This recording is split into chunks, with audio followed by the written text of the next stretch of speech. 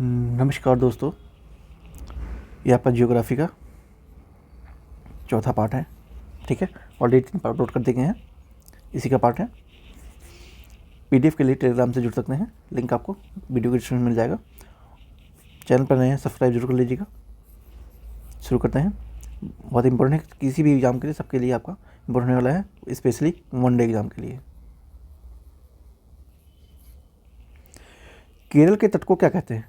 ठीक है, जो केरल के तट से क्या कहते हैं? मालाबार तट कहते हैं। कोशिश करेंगे कि एक ही वीडियो में सारी चीज़ आपको याद हो जाए, और यहीं पे आपको दूसरा इस वीडियो देखना ना पड़े, या फिर अगर नोट्स बनाना चाहते हैं तो बना सकते हैं, वरना आप ऐसे भी सुन सकते हैं। सुन भी लेंगे तो भी काम चल जाएगा।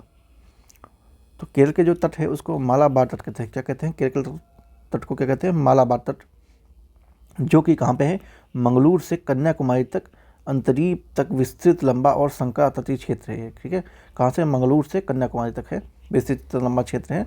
यह भारत के दक्षिणी पूर्वी भाग में अरब सागर के तट से लगा हुआ है। कहाँ से लगा हुआ है? अरब सागर के तट से लगा हुआ है। और यह दक्षिण भारत में सर्वाधिक वर्षा वाला क्षेत्र भी है। ठीक है, तो जो केरल का तट है, सबसे ज़्यादा वर्षा कहाँ पे होती है? यहीं पे होती है, मालाबार तट पे। ध्यान रखेंगे। ऐतिहासिक रूप से प्रसिद्ध है यह तट अपने मसालों और व्यापार के लिए जाना जाता है। ठीक है, ऐतिहासिक यानी प्राचीन काल से भी यहाँ पे मसालों का काफ़ी उत्पादन होता था। और आपने मॉडर्न हिस्ट्री में पढ़ा होगा, केरल से ही मसाले व्यापार के रूप में अंग्रेज बाहर ले जाते थे, या विदेशी लोग ले जाते थे। ठीक है, तो मालाबार तट किस लिए इम्पोर्टेंट है? केरल के जो तट को मालाबार तट कहते हैं। ठीक है, कहाँ से कहाँ तक है? मंगलुरु से कन्याकुमारी तक है। ठीक है, और ये दक्षिण पूर्वी भाग कहाँ से मिलता है? अरब सागर के तट से लगा हुआ है।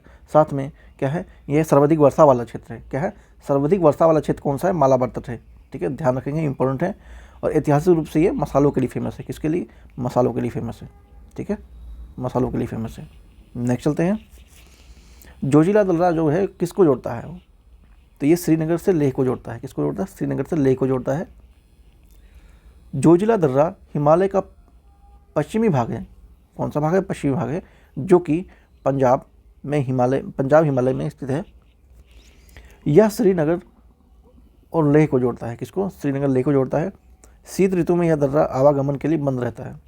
तो इसमें कोई नए फैक्ट थे नहीं, बस फैक्ट क्या थे? ये पंजाब हिमालय का भाग है। ठीक है, पश्चिम हिमालय का भाग है। ठीक है, पश्चिम हिमालय का भाग है, और पंजाब हिमालय में स्थित है ये। ठीक है, हाँ ठीक है। और श्रीनगर लेह को जोड़ता है साथ में, और ठंडी बंद रहता है। इसमें कोई जानकारी थी नहीं, बस जोजिला दर्रा किसको जोड़ता है यह ध्यान रखेंगे, तो श्रीनगर से लेह को जोड़ता है। पुरातन काल में हिमालय के स्थान पर कौन सा सागर विद्यमान था? इम्पोर्टेंट है। ठीक है, जो प्राचीन काल में हिमालय के स्थान पे कौन सा सागर वहाँ पर हुआ करता था? तो तेथिस सी हुआ करता था। कौन सा? तेथिस सी हो जाता था। हिमालय के अस्तित्व आने से पहले इसके स्थान पर कौन था? तेथिस सी सागर विद्यमान था। हिमालय का निर्माण एक लंबे भूगर्भिक काल से होकर संपन्न हुआ है, और इस पर्वत के स्थान पर तेथिस भू सन्नति थी, जो कि भारतीय प्लेट को यूरेशियाई प्लेट से अलग करती थी। किसको करती थी? भारतीय प्लेट को यूरेशियाई प्लेट से अलग करती थी। तेथिस भूसन्नति हुआ करती थी यहाँ पे।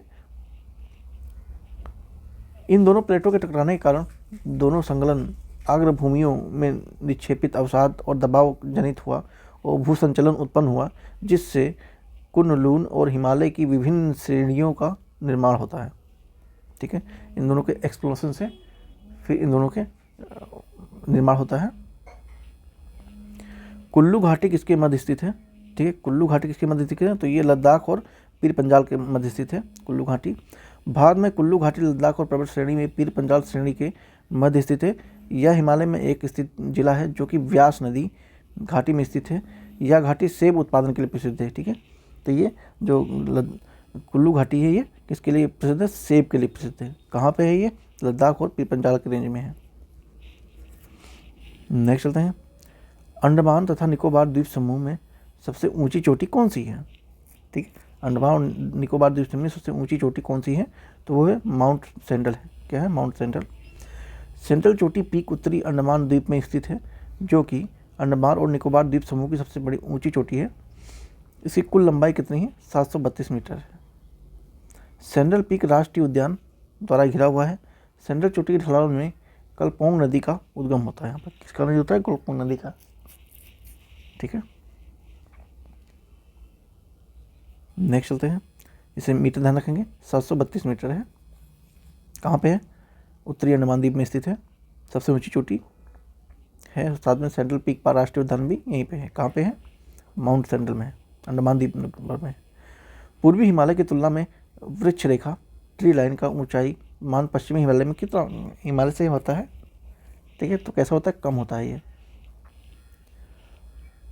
वह सीमा रेखा जिसके आगे या ऊपर वृक्ष नहीं उगते हैं वृक्ष रेखा ट्री लाइन कहलाती है। ठीक है, जिसके ऊपर वृक्ष उगते नहीं हैं उसे ट्री लाइन कहते हैं।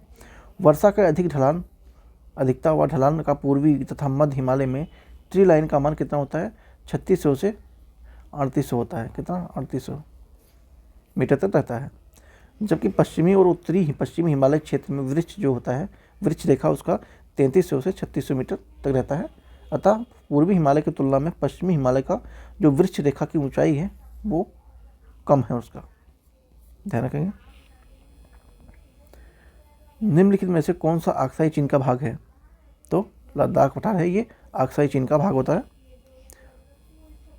भारत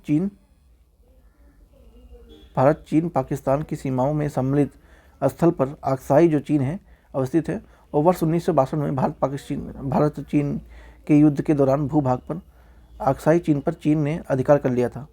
तभी से यह दोनों देशों की मध्य सीमा का मध्य के विवाद का क्षेत्र रहा है।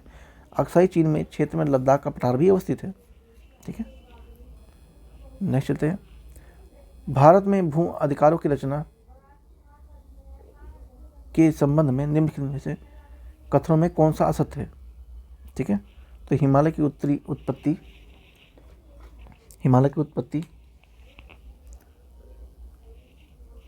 भारतीय प्लेट, यूरोपीय प्लेट तथा चीनी प्लेट के त्रिकोणीय अपसरण के रूप में हुई है।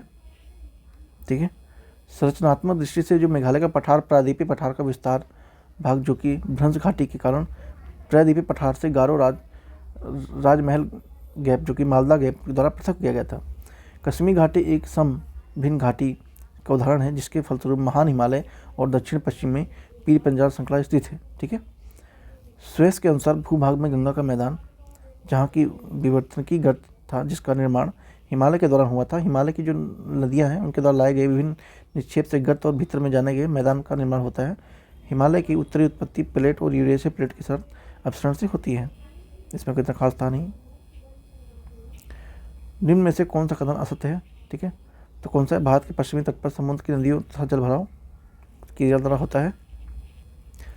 भारत के पश्चिमी समुद्री तट का निर्माण नदियों के जमाव की क्रिया द्वारा नहीं बल्कि भूमि के उत्थान और निर्गमन के कारण होता है। 16 लाख वर्ग किलोमीटर क्षेत्र में विस्तारित प्रायद्वीपीय पठार का ही नहीं विश्व की प्राचीनतम पठार का है। यह आर्कियन चट्टाने से निर्मित होता है। हिमालय विश्व की नदियों को मोड़दार पर्वत में से एक है जो कि मुख्य रूप से परतदार चट्टानों से निर्मित होता है। इसका निर्माण टर्शियन काल में हुआ था। कौन से? टर्शियन काल में होता है, जो कि 98% कोयला गोंडवाना संरचनाओं में पाया जाता है। केरल का कुट्टानाड क्यों प्रसिद्ध है?